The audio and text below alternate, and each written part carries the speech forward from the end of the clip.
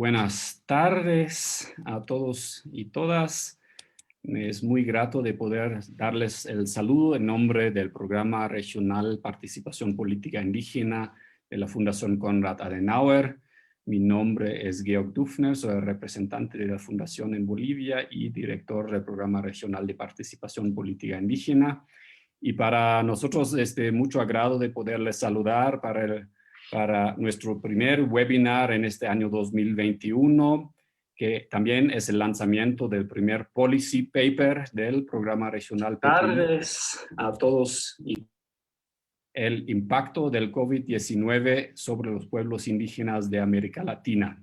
La idea de los policy paper PPI es justamente juntar la práctica con la elaboración científica, elaborar documentos acerca de la actualidad de la mano de destacados investigadores, aportando al debate con estudios de detalle y con datos confiables.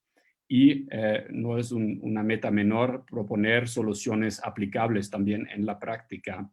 Y justo para eso, para el gran tema de la hora, el COVID-19, que bueno, a nosotros todos nos hubiese encantado si no sería tan actual nuestro policy paper, pero lamentablemente en el subcontinente y en el mundo, de hecho, nos encontramos en la segunda ola y por eso es una temática muy vigente, no solamente para los pueblos indígenas, pero especialmente para ellos. Y para discutir este tema estamos hoy con tres expertos que brevemente les voy a presentar.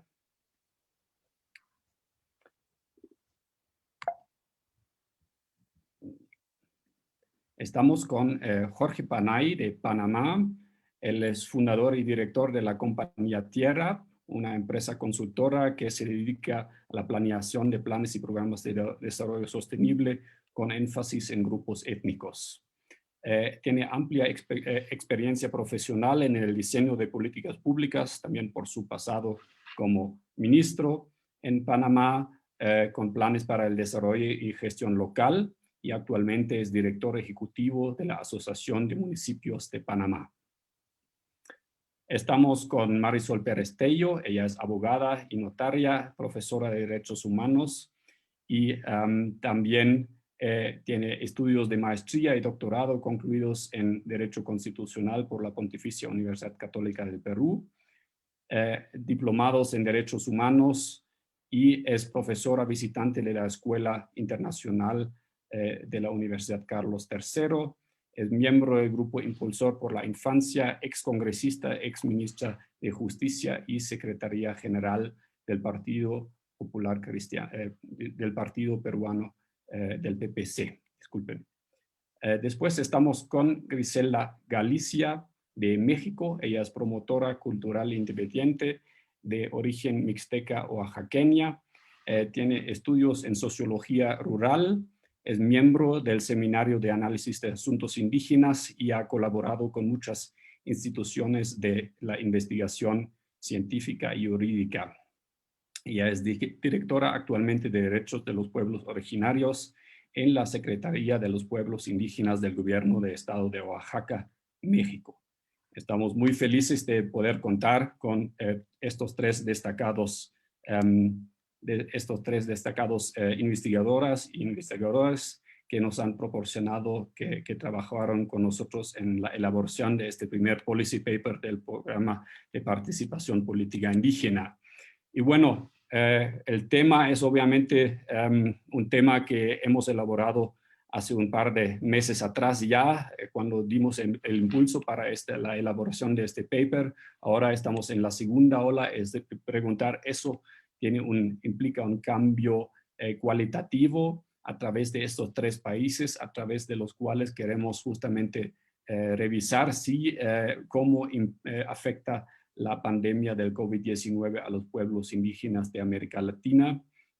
Y obviamente, como la pandemia es una tragedia global, vamos a ver muchos negros y muchos grises, pero también, y eso es lo importante también para como somos una fundación política y un programa que quiere ver por delante y ofrecer propuestas, creo que los pequeños elementos de esperanza también nos pueden indicar qué caminos a seguir en el diseño de futuras políticas públicas.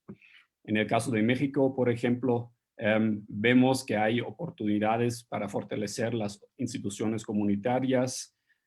Vimos que hay una recuperación también de dietas tradicionales, la reflexión sobre la autonomía alimentaria también, pero obviamente es destacable que las medidas tomadas por las autoridades de los municipios y territorios indígenas como aislamiento preventivo y seguimiento de la población afectada han permitido un mejor control de la pandemia.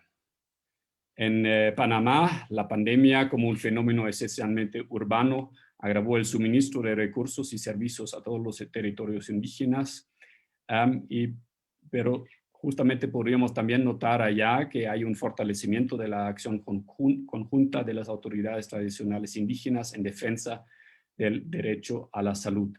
Se ha logrado también la implementación de ciertos programas que estaban virtualmente paralizados y que se activarán fondos para la compra de insumos de salud, lo que demuestra también un paso adelante por las diferentes estructuras de la autoridad tradicional indígena en el Panamá. En el Perú, como en muchos países, la crisis ha desnudado las falencias estructurales presentes en la sociedad, la cual al verse abandonada de la respuesta gubernamental, tanto en el tema de salud como en lo económico, entró en un estado de pánico. Pero también se logró visibilizar las demandas de los pueblos y la urgencia de resolver los problemas de salud y educación. Y se puso, por ejemplo, también en evidencia la necesidad de comunicar en idioma originario, una iniciativa a la cual también nosotros como programa regional pudimos aportar con una pequeña medida el último año. Bueno, eso es solamente para mostrarles muy brevemente que el problema es multifacético y que tiene muchos elementos, tanto obviamente muchos negativos, pero también nos muestran un par de indicadores y a lo mejor un par de salidas también que deberíamos explorar para el futuro. Y con eso ya quiero pasar la palabra a nuestros panelistas. Cada uno va a tener 8 minutos para presentar su temática. Vamos a arrancar con Griselda Galicia, después pasamos a Dicky Panay de Panamá y después a Marisol Perestello. Y bueno, con eso no me queda mucho más que agradecer especialmente a los panelistas por sus aportes en este paper, que después también obviamente les vamos a pasar el link al documento, y a todos los amigos del PPI que están hoy con nosotros, a todos los interesados, y a mi equipo del PPI, a Bernardo Ponce, María Fernanda Rebollo y Daniel Velasco. Muchísimas gracias por la organización de este evento. Y bueno, de esta manera ya no quiero quitarles más tiempo y paso la palabra a Griselda, que se nos está conectando desde Oaxaca. Adelante, Griselda. Hola, buenas tardes, pues muchas gracias. De verdad, este tema quisiéramos que no tuviera la vigencia que tiene en este momento, pero lamentablemente las condiciones sanitarias así lo exigen y es importante hacer un recuento y este esfuerzo que hace la Fundación por hacer un proceso de análisis y incluso permitir una especie de comparación entre países, qué es lo que está pasando. Voy a compartir pantalla, espero que ¿verdad?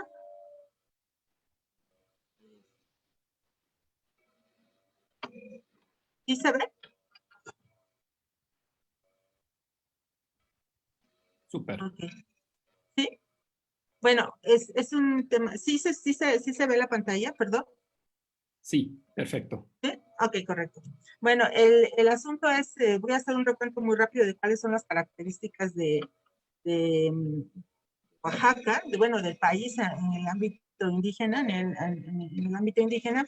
Y en esta primera gráfica lo único que lo que les estoy mostrando es cuál es la distribución de la población indígena en el país. Tenemos por autoadscripción, son 3 criterios básicos sobre los que se mide la población indígena. El primero es por lengua indígena, el segundo es por hogares indígenas, que quiere decir que hay una cabeza de familia indígena y en automático toda la familia se autoadscribe y se adscribe como indígena, y la autoadscripción.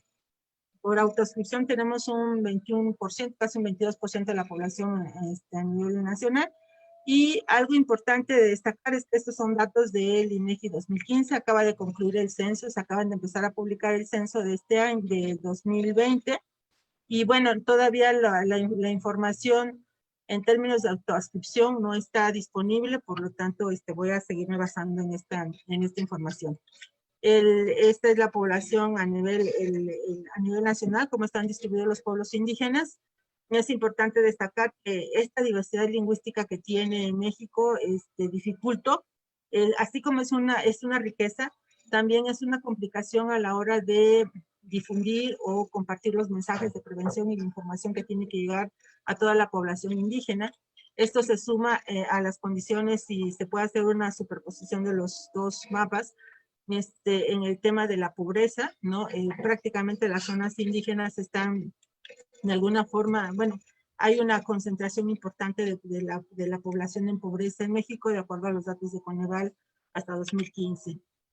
Es una distribución municipal muy amplia, son 2.457 municipios a nivel nacional. Prácticamente en todo el país hay distribuida población indígena en mayor o menor porcentaje. Solamente el 1.34% de los municipios a nivel nacional no tienen registrada alguna población indígena.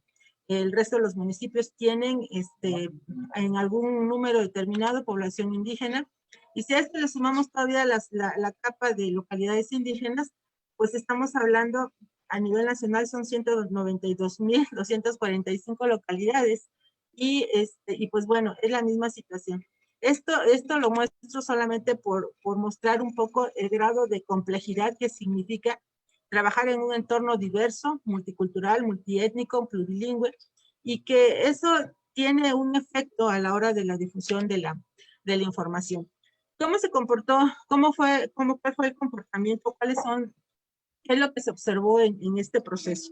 En términos de, voy a pasar en términos del marco normativo, México tiene un avance importante en cuanto a las leyes que garantizan el ejercicio de los derechos de los pueblos indígenas. Y yo me quiero referir concretamente al artículo 2 constitucional, que es el que nos marca, en la que en su fracción primera establece claramente y reconoce el derecho a la libre determinación, y con esto y en consecuencia de la autonomía de los pueblos y comunidades indígenas para decidir sus formas internas de convivencia, de gobierno, de administración, etcétera. Entonces, eso facilita mucho que los municipios, sobre todo los indígenas, los que se rigen por sistemas normativos internos, tengan esa facultad y esa posibilidad de determinar cómo organizarse en este sentido, ¿no? Y creo que esta situación de pandemia fue muy claro el asunto, en tanto no hubo en su inicio una definición y una línea clara del gobierno federal o de los gobiernos estatales incluso hacia lo que se tendría que estar haciendo o a lo que se debería estar haciendo. Los municipios empezaron a asumir cartas en el asunto, lamentablemente después de iniciado después de que ya cuando se tuvo un poco más de información más clara, empezaron a asumir a tomar decisiones. Yo quisiera mostrar esta gráfica, muestra de enero del 2020 a enero de 2021, cómo estuvo comportado el tema de los casos confirmados de COVID a nivel nacional, ¿no? Esta fue la evolución que se tuvo o que se ha tenido, y podemos observar claramente los picos en los diferentes meses. Si yo esto lo paso a tema de hablantes de lenguas indígenas o bien a casos de autoascripción, podemos observar cómo se fue comportando y podemos ver los picos, ¿no? Pero, pero sí quisiera destacar que cuando empieza a haber un mayor control en comunidades indígenas, es cuando la información la tienen mucho más clara ellos y empiezan ellos a cerrar sus propias, a determinar sus propias normas y reglas, ¿no? Para limitar el acceso a población que no radicara en los municipios. Eso significó muchas inconformidades, eso significó que población ajena al municipio cuestionar el asunto de la vulneración al derecho de libre tránsito, que en algunos casos dijeran que era un asunto incluso hasta de secuestros de comunidades porque no los dejaban entrar y salir de la comunidad. Pero creo que eso fue muy importante para detener el avance de los casos. En el mes de diciembre, noviembre, diciembre, como se ve también en la gráfica, incrementaron los casos en población indígena. ¿Y esto a qué se debe? Hubo un relajamiento de las normas, y particularmente en el mes de diciembre, en el mes de enero.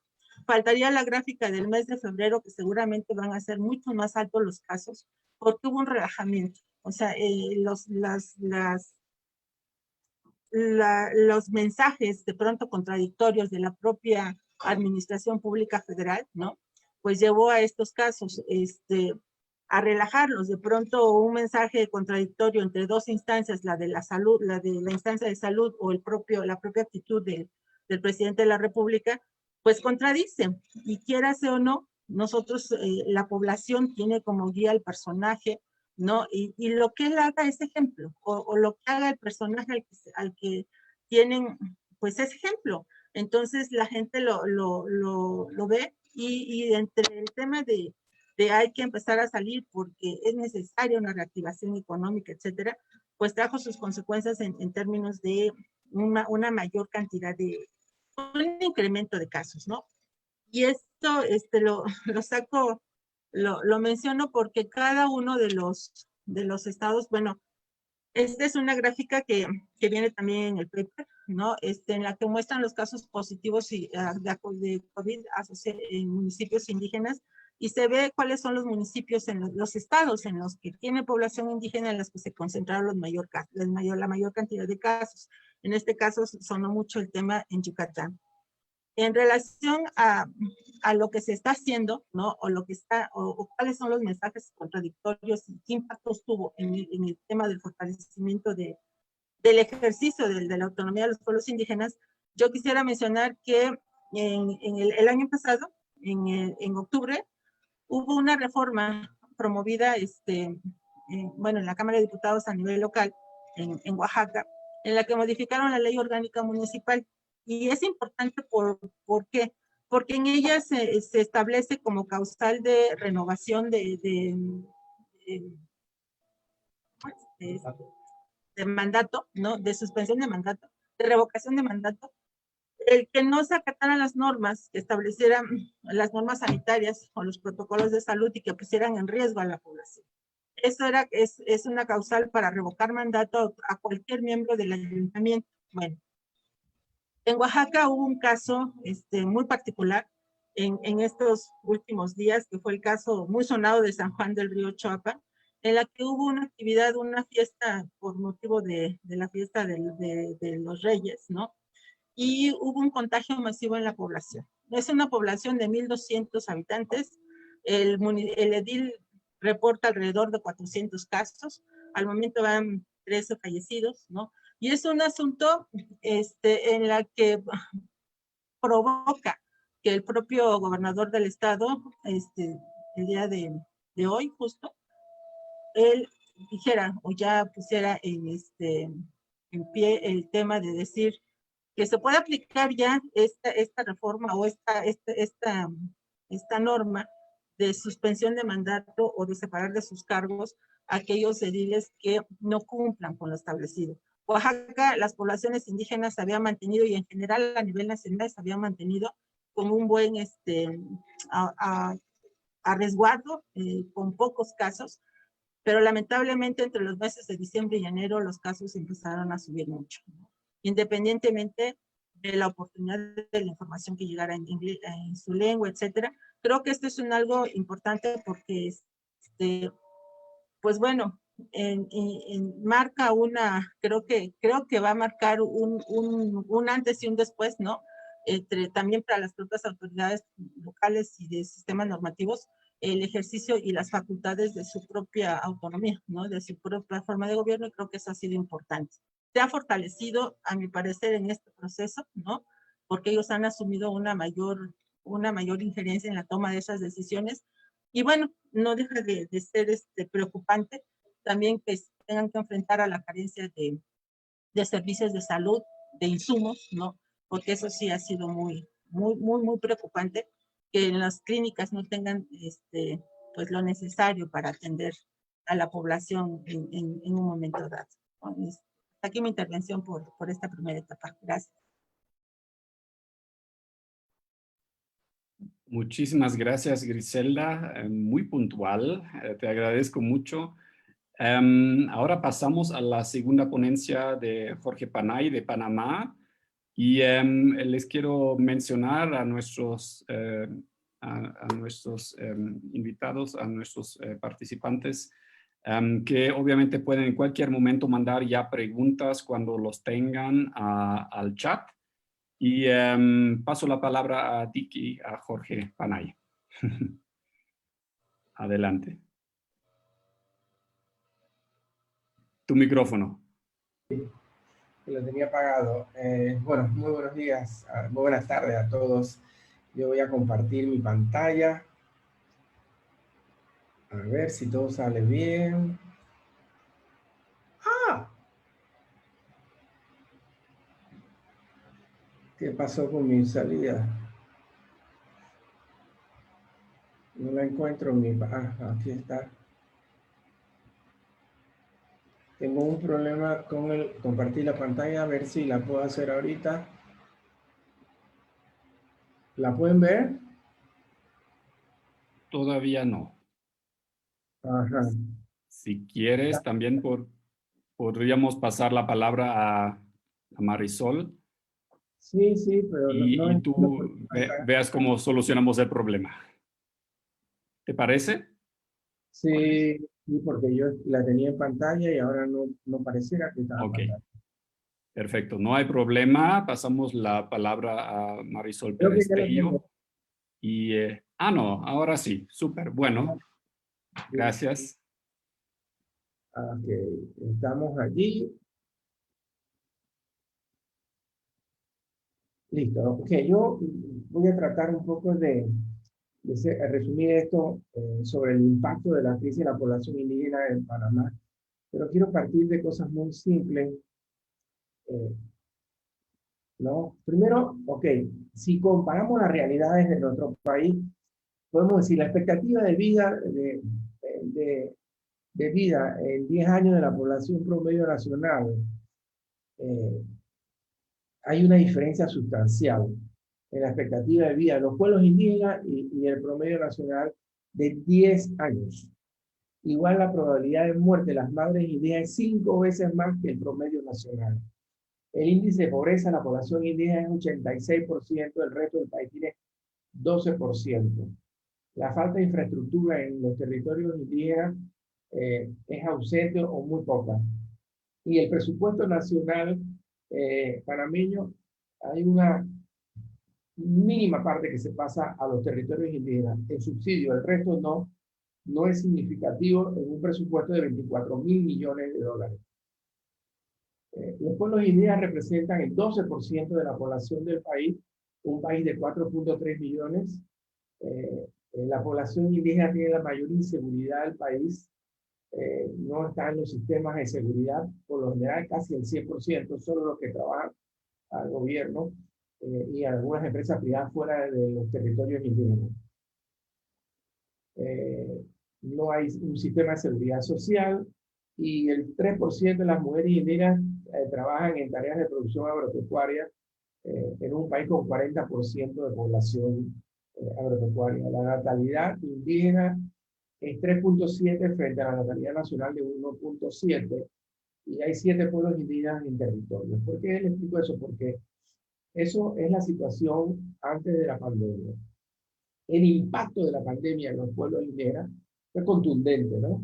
Primero, ha agravado la situación de pobreza y aumentado las brechas porque rompió todas las vinculaciones de ingresos que tienen las poblaciones indígenas de trabajo externo, en las cosechas de recolección de café, en el turismo y en otras actividades.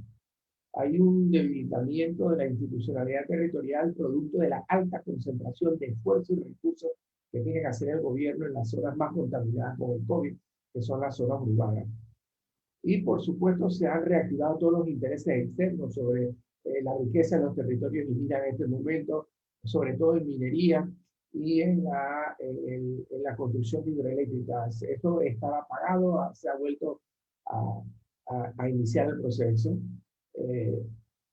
Aquí es claro que necesitamos incluir a los pueblos indígenas en la visión de que se haga para la recuperación y el manejo del COVID. Las iniciativas frente al COVID han nacido desde los propios pueblos indígenas. Entonces, el gobierno ha hecho un plan, pero ese plan dista mucho. Por ejemplo, microemprendedores ha puesto 50 millones de dólares pero no hay una formalidad de microemprendedores en las zonas indígenas. Estos son microemprendedores registrados en el registro del Ministerio de Comercio, no hay eso. También se han puesto 150 millones de dólares para microempresas, no hay una organización empresarial en el territorio indígena, es espontánea, natural, ¿ves? Esta requiere permisos, licencias, aunque no son muy caras, pero no está formalizada en el territorio indígena. El fondo de garantía se han puesto también 50 millones más, pero para empresas organizadas que operan, que declaran impuestos y todo eso no pasa en el territorio indígena. El plan agroalimentario se ha puesto 150 millones, pero para estructuras que hay que tener garantías con propiedad de la tierra, en el banco, y esto no pasa en los territorios indígenas porque la tierra es colectiva.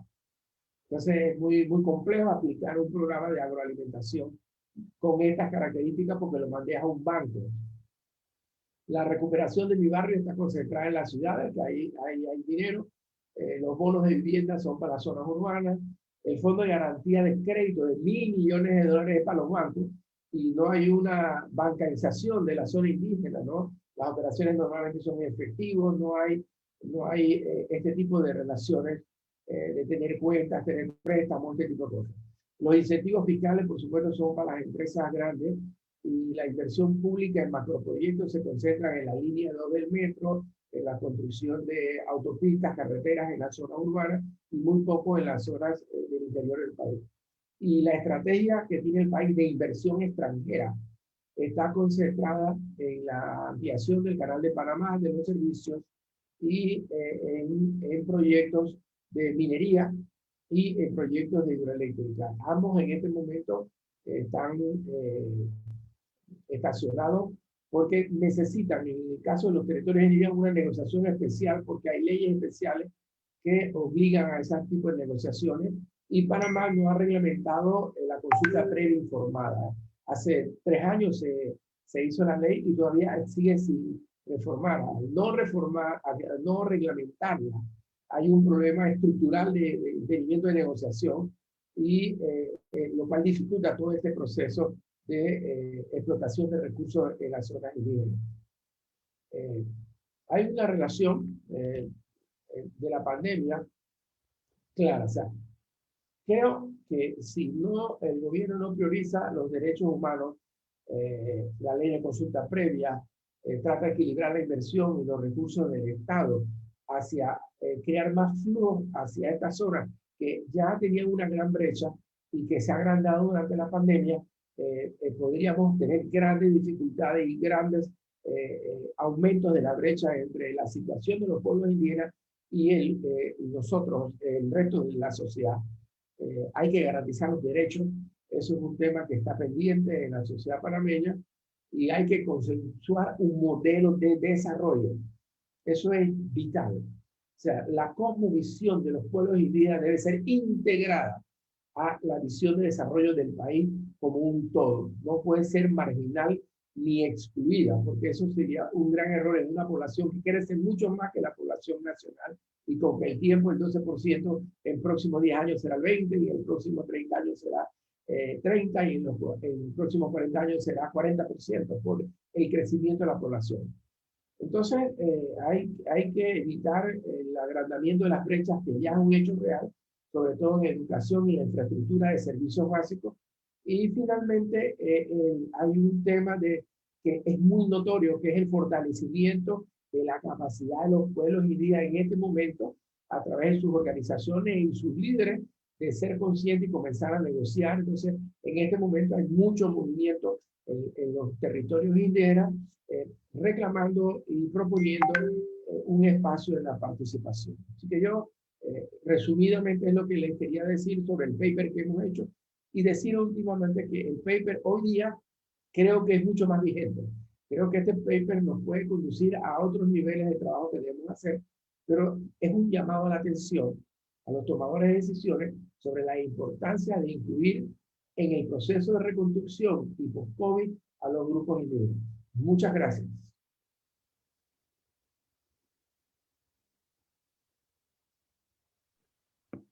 Muchísimas gracias, Vicky, por la presentación Y además por ser, ustedes todos son muy puntuales hoy día, es fantástico. Creo que, bueno, eso es otra cosa a notar, pero siempre somos así en el programa, así que no hay problema. Y así que ya puedo pasar la palabra a Marisol para que nos comente sobre la situación en el Perú, que nos muestra diferencias cuando lo comparamos con los otros dos países.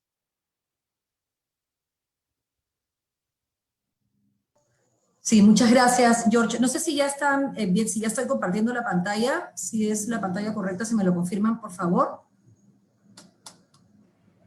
Sí, está bien. Sí, perfecto. Un segundito.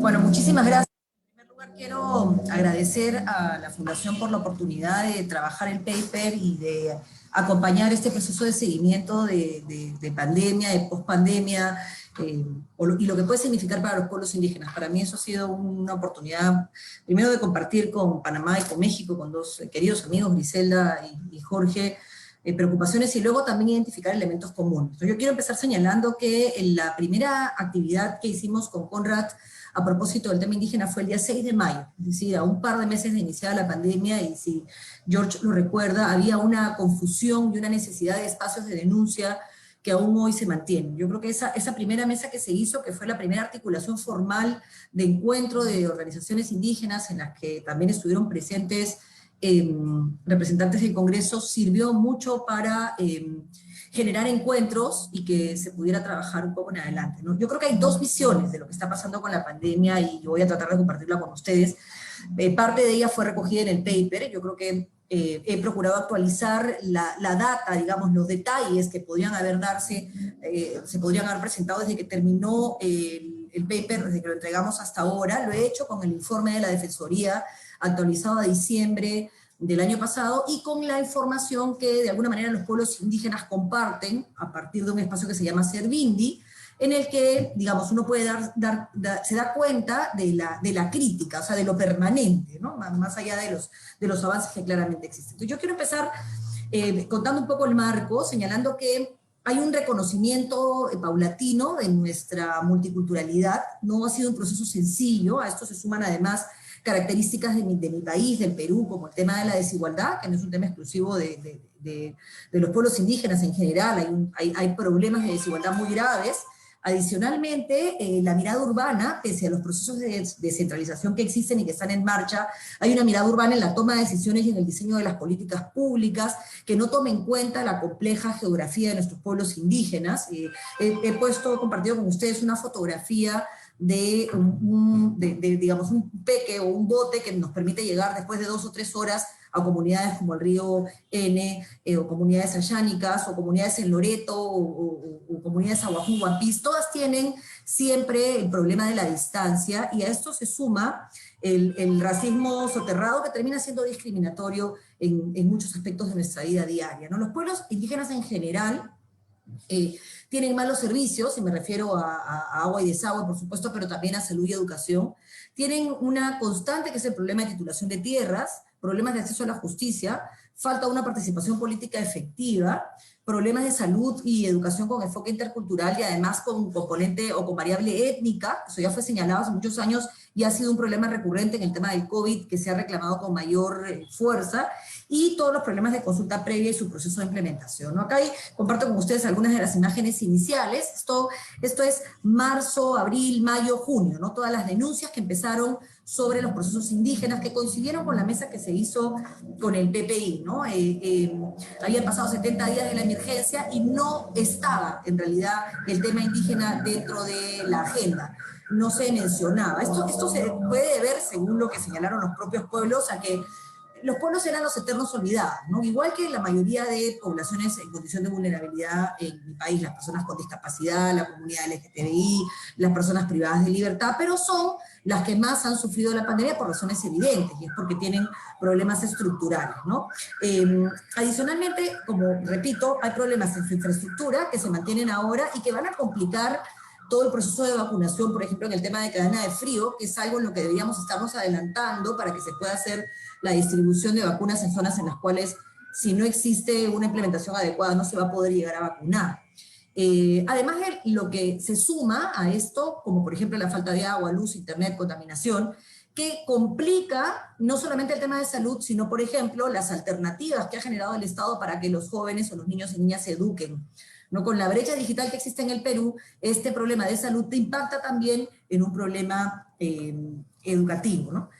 Hay además una exigencia constante de un enfoque intercultural que tiene que ver con esta política de salud con el COVID, pero que es general, y surge a partir de todo esto, mayo, junio del año pasado, este reclamo desde las organizaciones, una respuesta a partir de dos denuncias muy puntuales, una en Ucayali, que se hizo pública, y otra en Cantagallo, que es una comunidad indígena asentada en Lima hace muchos años.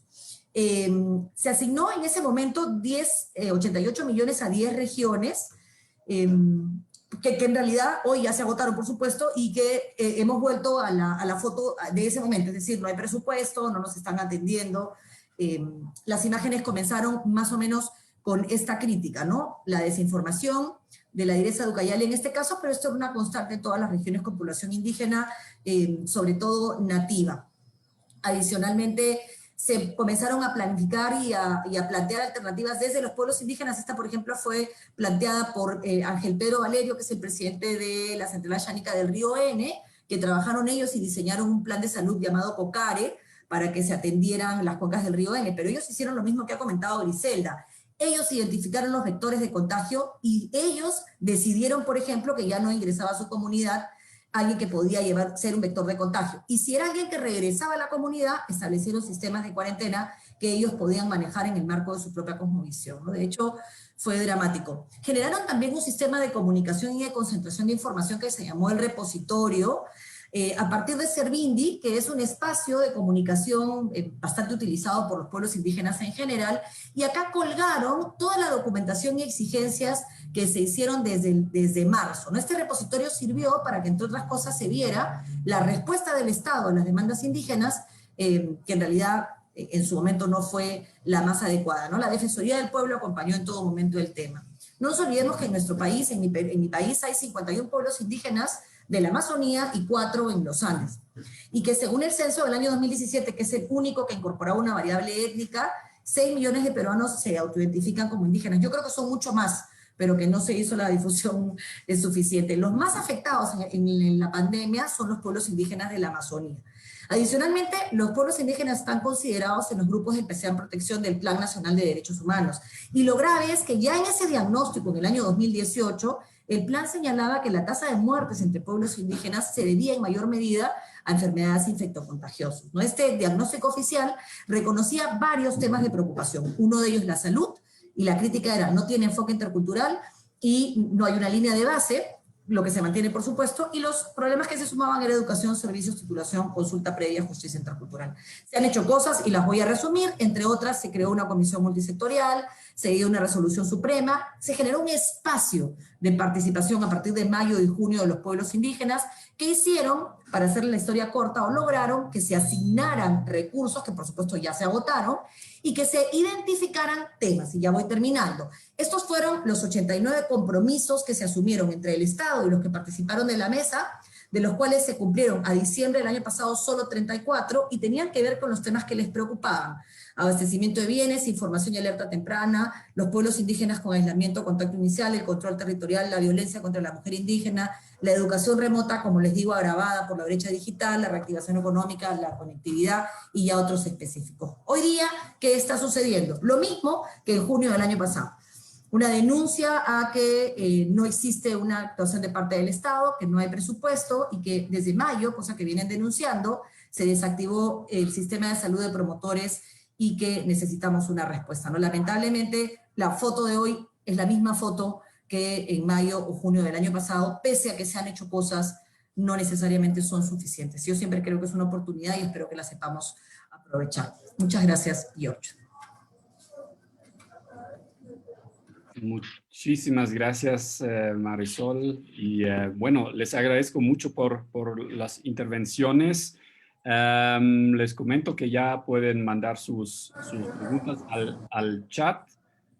Mientras tanto, obviamente también queremos aprovechar un poco, hemos básicamente reunido a a nuestros tres expertos en esta ocasión también para tener un poco una visión generalizable y obviamente en ese sentido no solamente quisiera yo hacer un par de preguntas puntuales, sino también quisiera obviamente incentivar a que los tres panelistas que ahora han resumido brevemente sus aportes también nos den un comentario así a lo mejor adicional, cuál sería su sugerencia más, la más concreta en el caso de los tres países.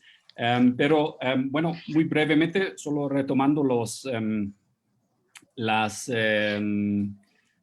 exposiciones, quisiera hacer un par de preguntas bastante puntuales. La primera pregunta va dirigida a Griselda.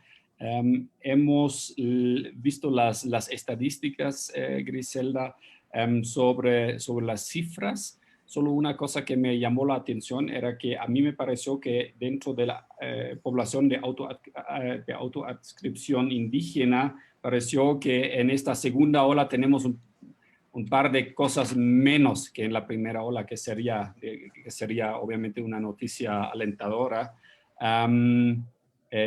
¿Es efectivamente así? Y si es así, ¿se podría conseguir o se podría entender como un éxito de las estrategias de las autoridades tradicionales, de estas autoridades indígenas? Y a lo mejor también reside allá en esto alguna lección para el Estado mexicano que nos quieres compartir.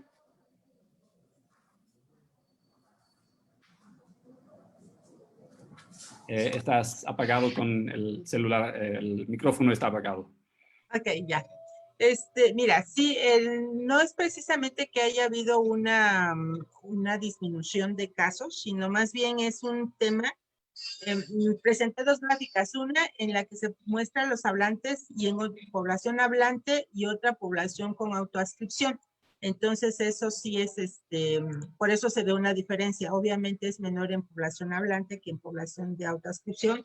Lo que sí es cierto es que a nivel nacional las poblaciones indígenas presentaron menor número de casos. Hubo estados en los que sí hubo una concentración importante, como fue el caso de Yucatán, ¿no? En la que por comorbilidades sí se asociaban al tema sobre todo de sobrepeso, hipertensión, diabetes y sobrepeso, y eso se concentró de manera muy específica en 3 estados de la península con población indígena importante, Yucatán, Quintana Roo y Campeche, pero particularmente Yucatán.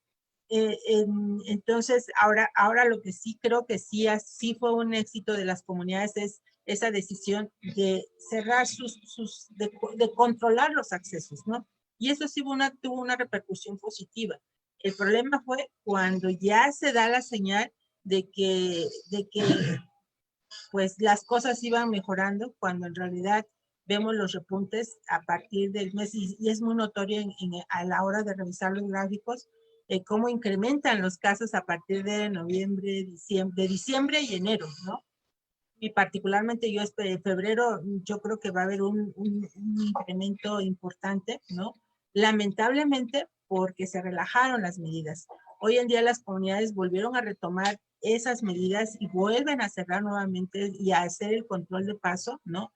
Pero para nosotros siempre se dijo, lo riesgoso era que empezaran casos en las comunidades por su aislamiento, por su falta de acceso a servicios de salud, etc. Entonces, sí hay una preocupación en ese sentido y sí se han visto las comunidades más afectadas ahora, en esta segunda ola. No tanto en la primera hubo más control, pero en esta segunda ola sí ha habido más casos, un incremento de casos importante. Por eso mismo, porque hubo un relajamiento y por las señales encontradas en nuestras propias autoridades. No sé si muchas gracias, Griselda. Bueno, una pregunta hacia Jorge Panay. Jorge, hemos hablado también en la preparación a este evento que hoy en día, y a lo mejor eso es una característica de la segunda ola, hay una cierta competencia entre diferentes sectores sociales, porque ya se notan mucho más los efectos económicos de la pandemia también.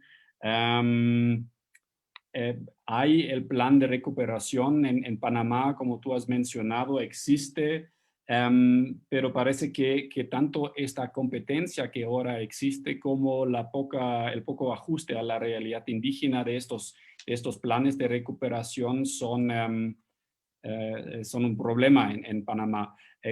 Si solo podrías hacer una exigencia al gobierno panameño, cómo regularizar o cómo mejorar estos planes de recuperación para que serían de mayor efecto para los pueblos indígenas, ¿nos podrías dar un comentario? ¿Cuál sería tu sugerencia? Panamá sigue con su modelo económico concentrado en la zona de tránsito. Canal de Panamá, entre la ciudad de Panamá y Colón, sigue concentrando población y no comprende que tiene que ir a los territorios. O sea, la estrategia de recuperación tiene que ir de los territorios hacia la ciudad y no al revés. Entonces, objetivamente ahora hay un conflicto con los municipios, hay un conflicto con diferentes sectores, porque todo lo que yo mencioné en la conferencia son modelos neoliberales de recuperación económica. Entonces, ¿qué tenemos que hacer? Primero es el modelo económico que hay que replantearlo. Dos, tiene que ser un modelo más inclusivo y tiene que ser un modelo que atienda las desventajas, porque si no las atiende, cuando recuperes el país también estás aumentando las brechas de los diferentes sectores. Entonces tiene que haber un replanteamiento conceptual e ideológico del modelo económico liberal del famoso milagro panameño. Miren, para terminar, Panamá creció 17 años seguidos arriba del 5%. Es el país más desigual de América Latina y el sector más desigual del planeta Tierra. Algo estamos haciendo mal. Cuando crecemos, generamos riqueza, pasamos de 30.000 millones a 82.000 millones de Producto Interno Bruto y tenemos una cuarta parte de la población viviendo en los límites de pobreza multidimensional. Algo estamos haciendo mal. Entonces, eso es lo que yo ya lo he aconsejado. No es que voy a aconsejar, ya lo he aconsejado al gobierno. Replanteen la visión estratégica del modelo de asignación de recursos del Estado panameño partiendo de los territorios y asignando plus a los territorios con más desventajas para ir corrigiendo las brechas y produciendo una recuperación más nivelada de toda la sociedad panameña. Muchísimas gracias. Bueno, en el caso peruano, a lo mejor el problema geográfico o la diversidad entre los diferentes pueblos indígenas es a lo mejor la más marcada, o por lo menos en estos tres casos que tenemos ahora aquí. En Perú, digamos, tenemos una mayor diferencia en términos de accesibilidad, de posibilidades de acceso a los recursos del Estado, a toda esta infraestructura que Marisol Pérez Tella nos ha mencionado. ¿Hay alguna solución en el sentido que existe una presión común, digamos, de todos los entes indígenas, tanto de tierras altas como de tierras bajas, que básicamente también tierras altas asumen esta situación como una perjudicación colectiva o como una cierta algo en común con los indígenas de tierras bajas, o no existe esta tendencia y básicamente los indígenas de tierras bajas en el Perú tienen que enfrentar esta situación sola? También algunas sugerencias tuyas, Marisol, sería agradecido si nos podrías dar tu opinión. Sí, muchas gracias, George. No, yo en realidad la diferencia entre los pueblos indígenas de la Sierra y de la Amazonía son diferencias, digamos, bien importantes en términos de cosmovisión, ¿no? Pero no en términos de afectación de derechos.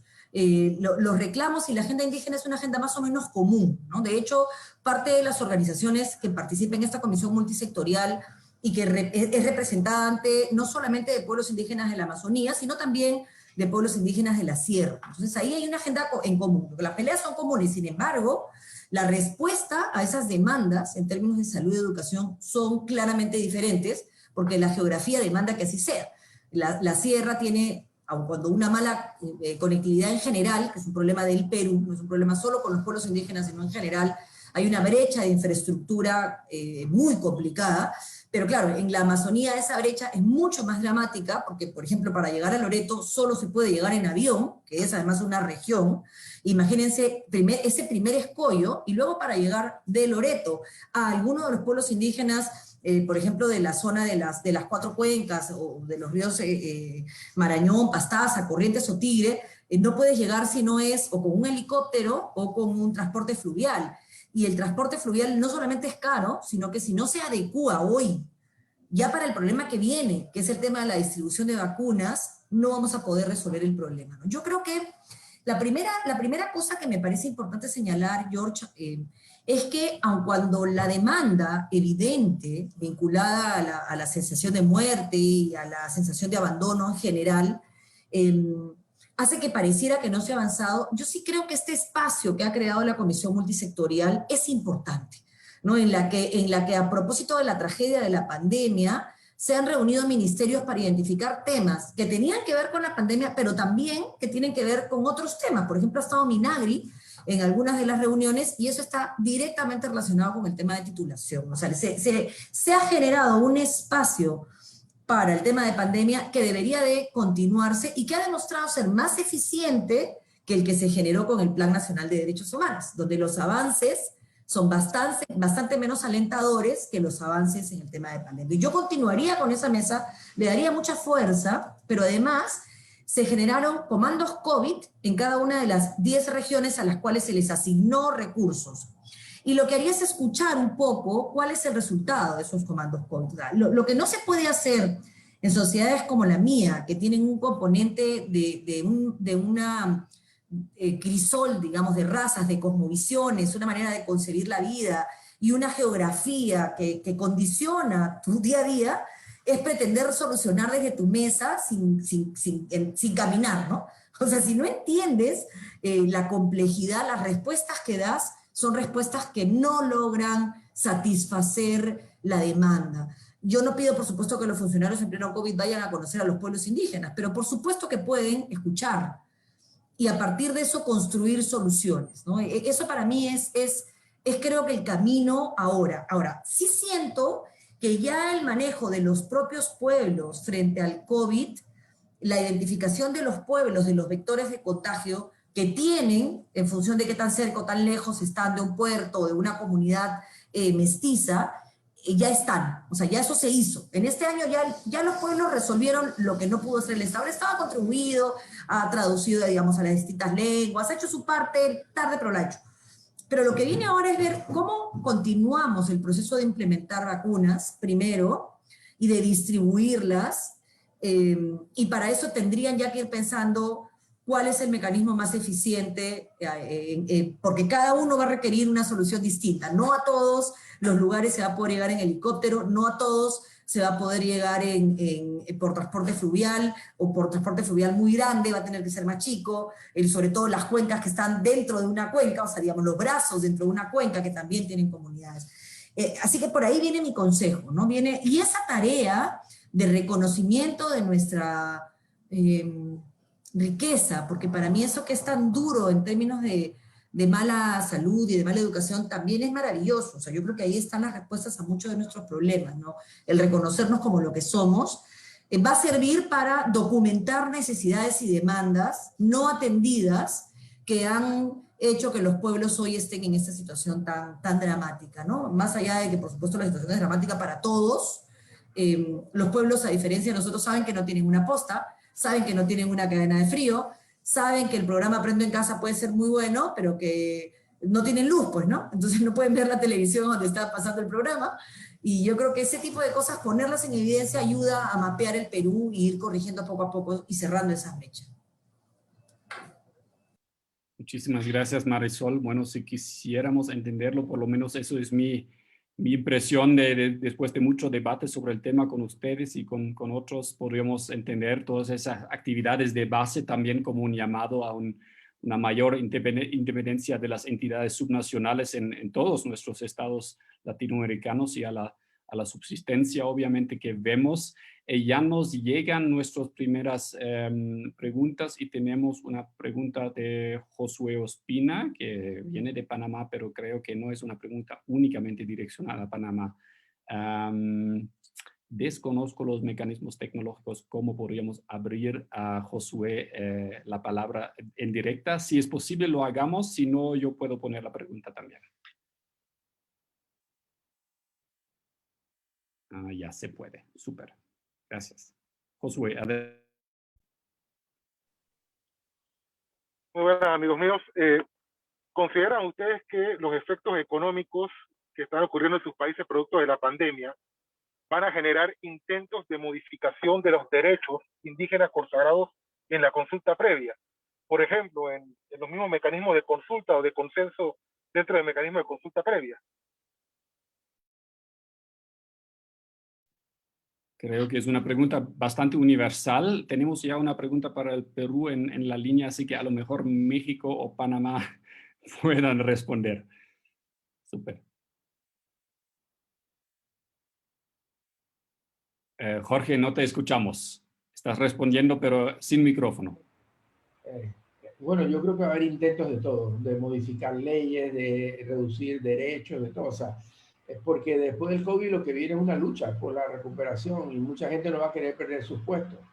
O sea, ahí está el arte de las organizaciones y el arte del gobierno de comprender, y por eso yo decía al final de mi intervención que hay que velar por el cumplimiento de los derechos de los pueblos indígenas, que es una tarea que tiene que hacerla el gobierno, además de los propios dirigentes, pero que va a haber intentos y que va a haber toda clase de reducción, porque la lógica en la historia dice que siempre los derechos de los pueblos indígenas los posponen o los ponen de último, que casualmente fue lo que yo señalé. Entonces, la pregunta que hace Josué Ospina es correcta. O sea, viene una nueva fase de la lucha por los derechos, el cumplimiento y por los espacios por el nuevo desarrollo, que no es diferente a anterior, simplemente que quizás se puede tornar más agresiva, pero eso cuenta también con la voluntad y el avance de las organizaciones indígenas en la defensa de sus derechos. Entonces, la confrontación social es inevitable en un escenario de crisis. No conozco ninguna crisis que haya pasado después y venga un periodo de paz social, sino viene un periodo siempre de transformaciones y de lucha en la historia de la humanidad, si así. Muchas gracias. Tenemos una pregunta que la quisiera pasar a Griselda. La pregunta viene de Víctor Cuizara. ¿Le podríamos abrir el micrófono, por favor?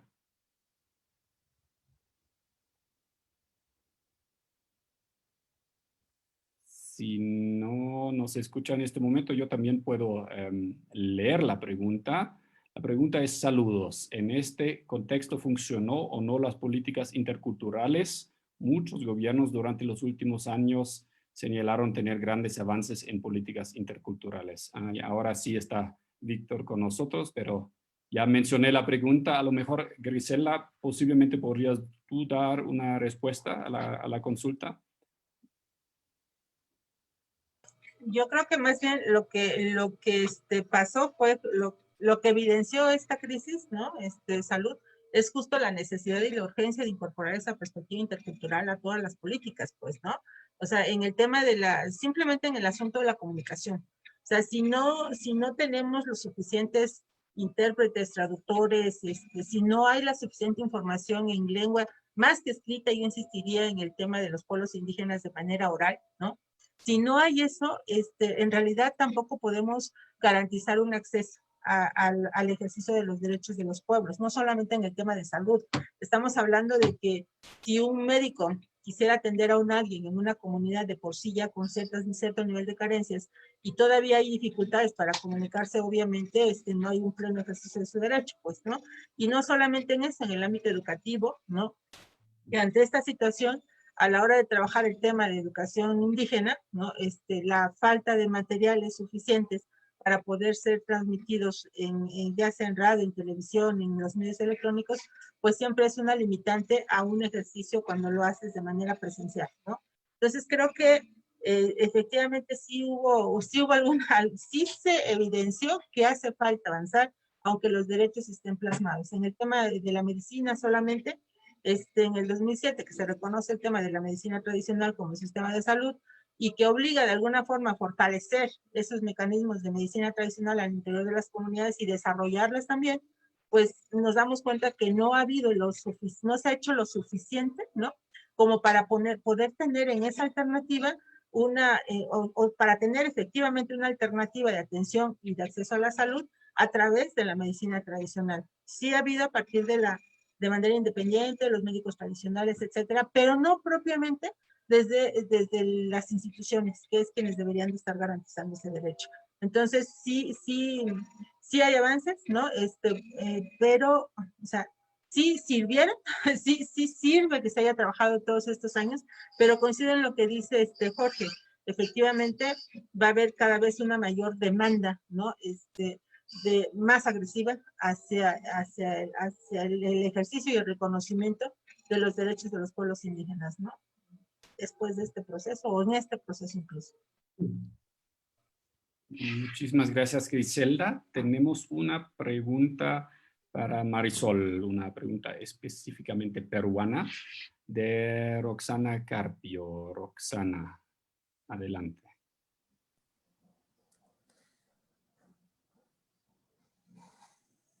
No sé si puedo leer la pregunta o Roxana la va a plantear. Roxana la puede plantear, sí, adelante. Creo que funciona, sí, súper. Roxana, adelante.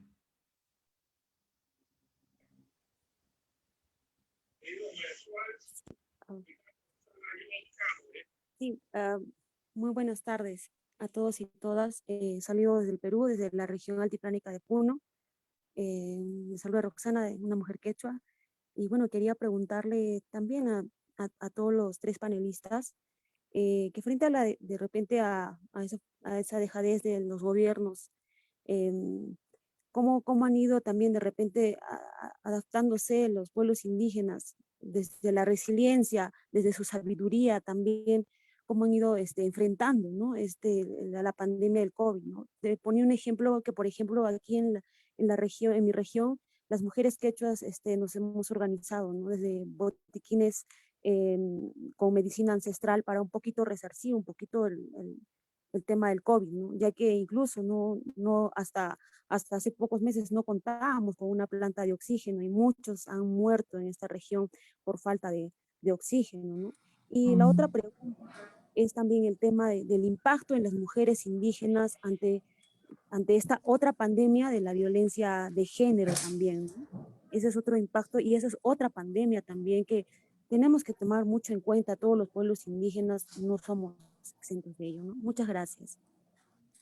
Qué bueno. Bueno, muchas gracias, Roxana, por tu intervención. En realidad, el ejemplo comentado por ella te lo agradezco. No conocía lo que estaban haciendo ahora en Puno, ahora lo incorporo al seguimiento que estoy haciendo de algunas de las cosas que se están, digamos, comunicando, informando sobre acciones específicas respecto de saberes ancestrales, además de, por supuesto, la solidaridad, que sí es una de las características de nuestros pueblos, ¿no? Así que no es digamos, una coincidencia que las mujeres quechuas se hayan organizado para armar estos botiquines medicinales. Hay uno de los casos que ha sido también documentado y bastante público, una comunidad shipiba, de hecho con una señora Mary Fasabi, una mujer indígena, que ante, digamos, la ausencia de respuesta de parte del Estado, lo que hizo fue organizarse y utilizar medicinas y hierbas que ellos conocían para preparar jarabes de cebolla o jarabes de jengibre y utilizarlos para despejar vías. Hay una planta que se llama matico, que, bueno, el nombre técnico sí no lo conozco, pero con esto es que han estado trabajando. Incluso los médicos que llegaron a apoyar terminaron utilizando también este sistema porque, claro, no hay otro. Entonces, puede llegar el médico, pero si no tiene la medicina, termina utilizando digamos, la preparación o aquello que de alguna manera el pueblo va a aceptar, ¿no? Hay otro tema también de aceptación de la medicina moderna frente a la medicina tradicional. Y lo que comentaba Roxana, a mí me parece súper interesante porque también tiene que ver, o sea, se visibiliza uno de los principales problemas que hay en los pueblos indígenas en general, pero también en el país, que es el tema de la violencia de género, ¿no? una de las cosas más dramáticas de la pandemia en la ciudad y en las zonas, digamos, más urbanas, pueblos indígenas de la Amazonía, por la misma manera en que viven en comunidades, eso es más visible, pero el drama es que la cuarentena que se ha llevado, que digamos hoy estamos nuevamente en esa fase, ha hecho que la persona violenta o la persona que genera normalmente la violencia en el núcleo familiar sienta que está más protegido, ¿no? Sobre todo con los niños y niñas, que no van ahora al colegio y tienen ese espacio de denuncia. Se ha tratado de fortalecer el programa Aurora, que gestiona las denuncias de las mujeres, pero como bien ha dicho Roxana, todavía insuficiente, ¿no? Y ahí sí hay que hacer un trabajo de comunidad y de denuncia importante, pero sí es importante señalar que la pandemia también ha traído consigo un incremento en los índices de violencia contra los niños, niñas y adolescentes y contra la mujer en particular.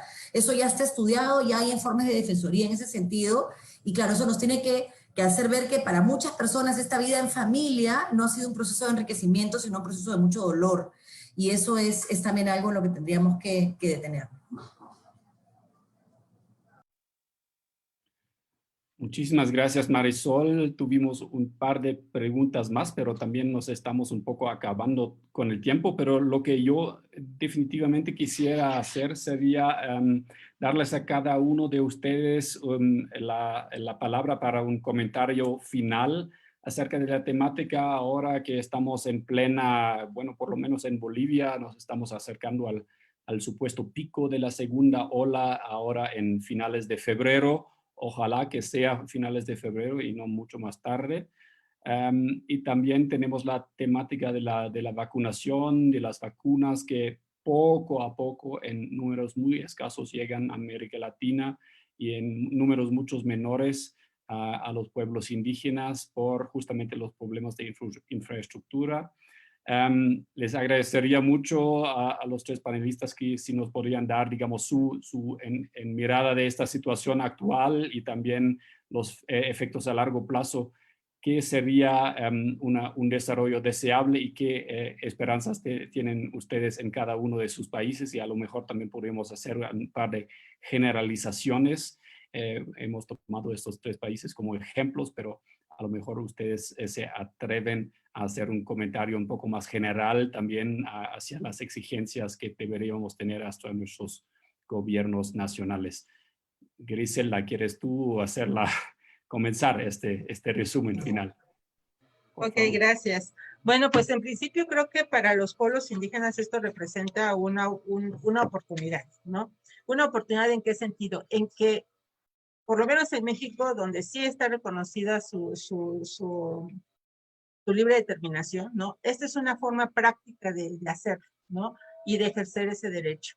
Y en la medida en que ellos vayan tomando control de esta situación, yo estoy segura que también están cambiando prioridades a la hora de la inversión de sus recursos. El día de ayer que estuve en una comunidad zapoteca, platicaba con un agente municipal que él es médico. Y lo que él decía, ¿qué tuve que hacer? Porque no teníamos servicio médico aquí, ¿no? Y había urgencia de atención. Y en este último proceso, lo que tenía para comprar o para invertir en no sé qué de sus fondos, compró 3 tanques de oxígeno, ¿no? Y dice, es una forma de fortalecer al servicio de salud. Él es médico, tiene esa visión, pero creo que en la gran mayoría de los casos, las autoridades municipales están empezando a tomar decisiones para fortalecer su propio sistema de salud, ¿no?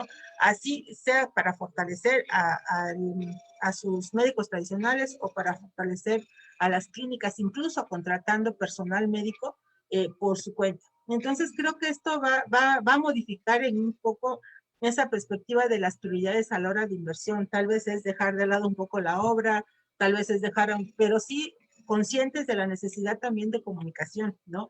En términos de infraestructura para conectividad, ¿no?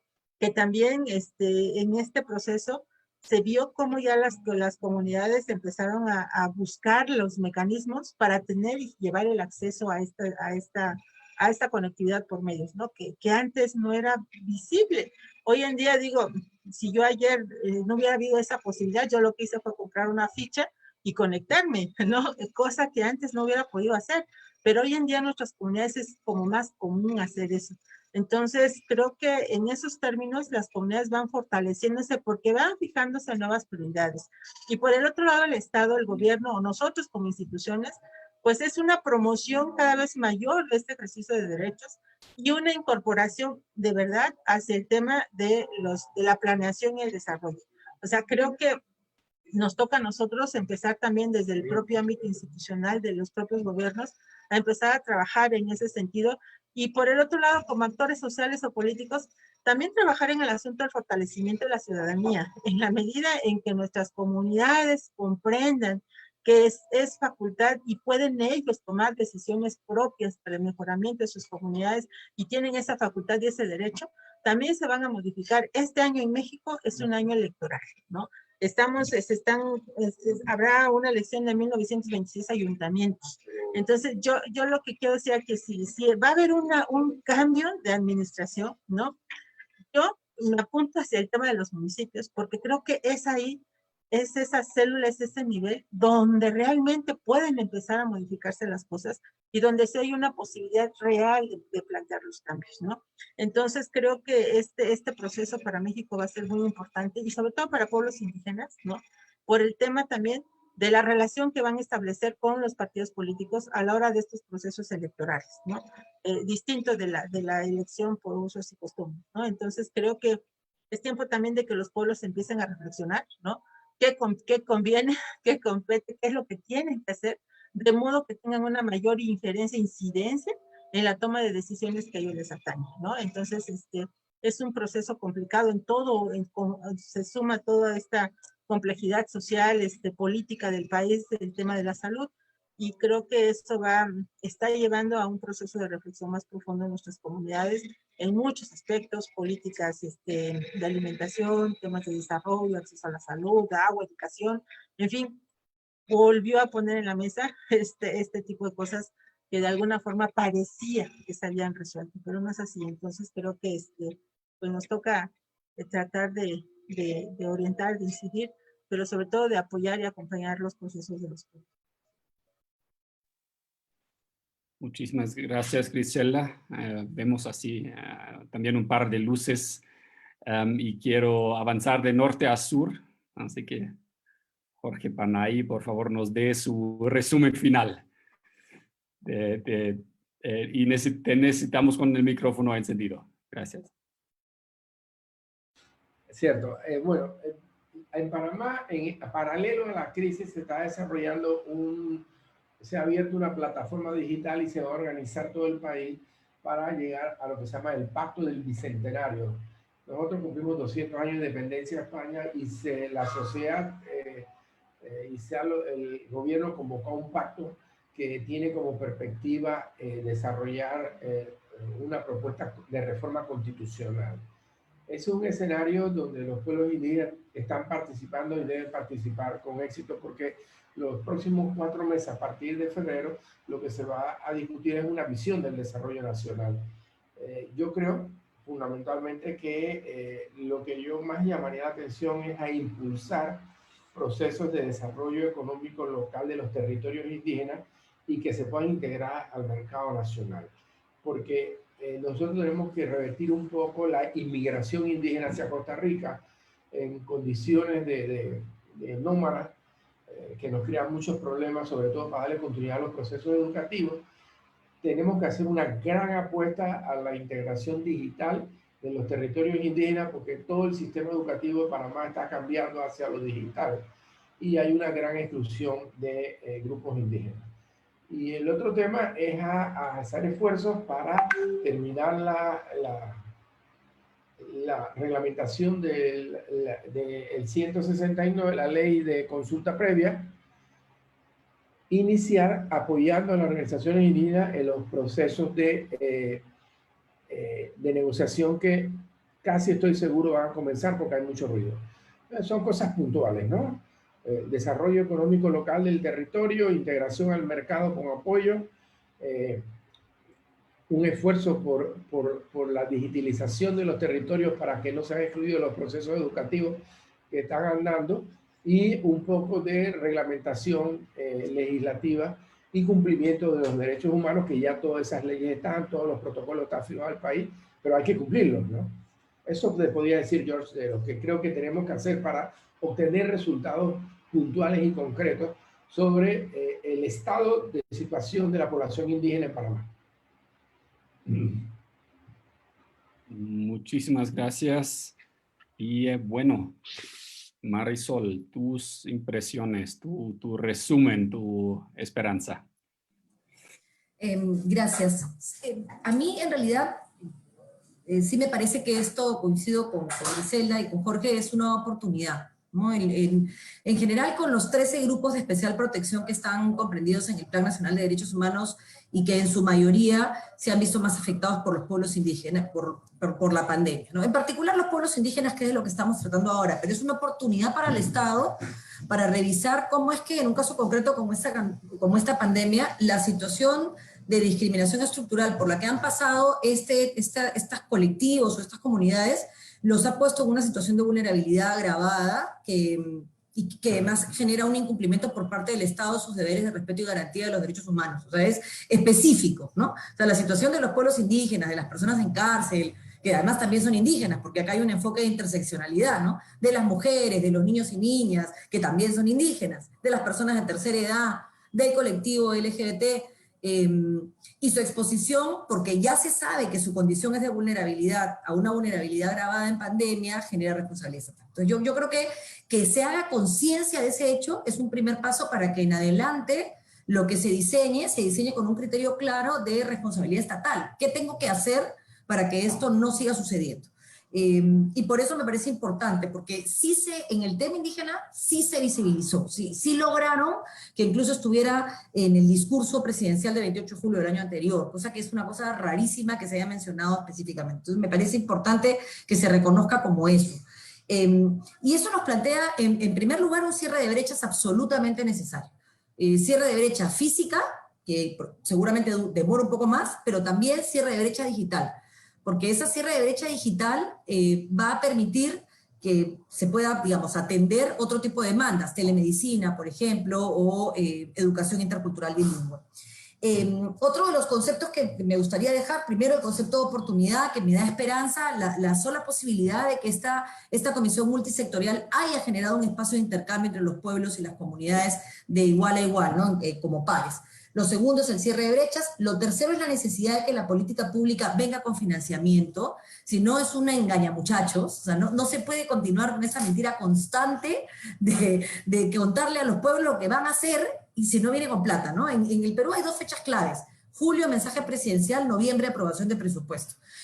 Para mí siempre lo importante es noviembre, porque se pueden decir muchas cosas, pero si esas cosas no están reflejadas en presupuesto, no se van a llevar a cabo nunca, ¿no? Entonces, la construcción y diseño de una política pública con un presupuesto me parece que es lo serio.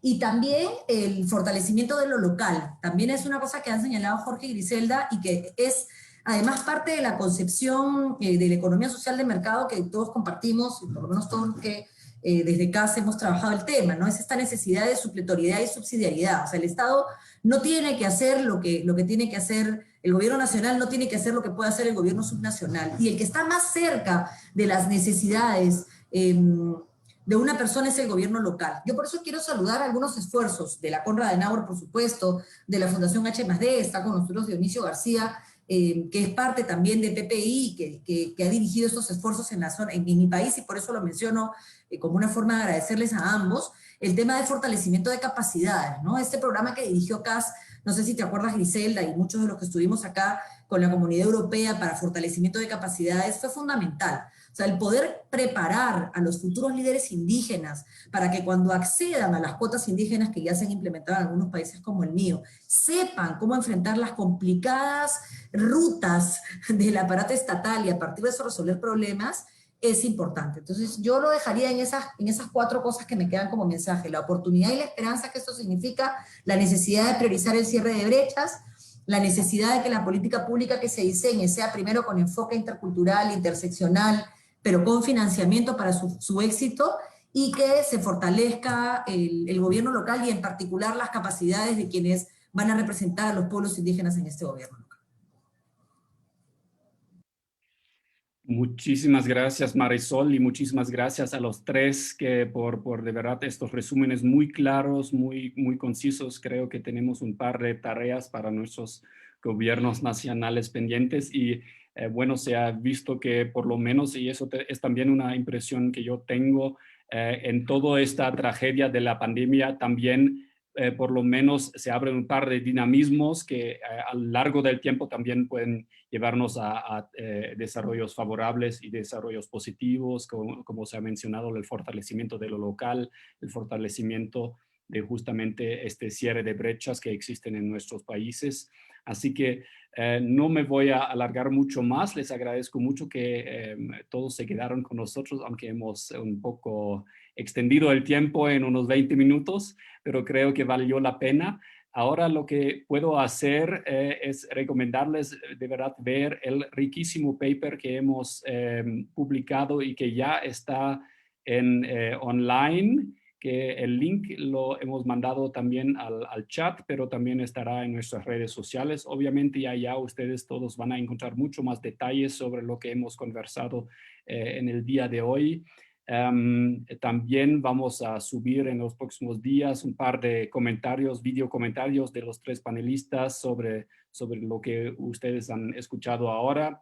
Y bueno, no me queda nada más que agradecer nuevamente a todos ustedes, los amigos del PPI, que están hoy con nosotros, recomendarles estar pendientes de nuestras redes sociales y también de nuestras futuras publicaciones que vamos a tener en nuestros diálogos PPI y también en nuestros futuros policy papers. Pero antes de todo, creo que este paper de verdad es una obra muy importante y que seguramente lo vamos a seguir discutiendo en las redes y en lo personal, en el Zoom, en todos estos medios que nos quedan en esta pandemia.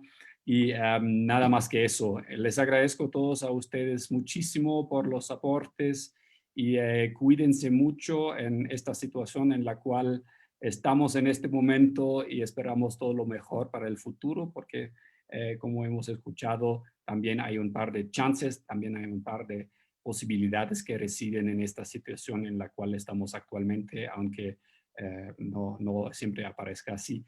Muchísimas gracias y con esto ya quiero cerrar. No sé si Bernardo, vamos a tomar una foto grupal. Lo desconozco. No, Georg, en esta oportunidad no, Ok. porque hemos ya hecho un registro de todos los participantes. O sea que estamos bien con eso. Gracias. Super. Perfecto. Muchísimas gracias. También muchísimas gracias otra vez a mi equipo PPI por la excelente preparación, como siempre, por su interés y se quedan por favor con nosotros, nos siguen en las redes y estaremos allá conectados nuevamente en la próxima ocasión en los diálogos PPI o en otro lanzamiento de un policy paper. Muchísimas gracias. Oh, George.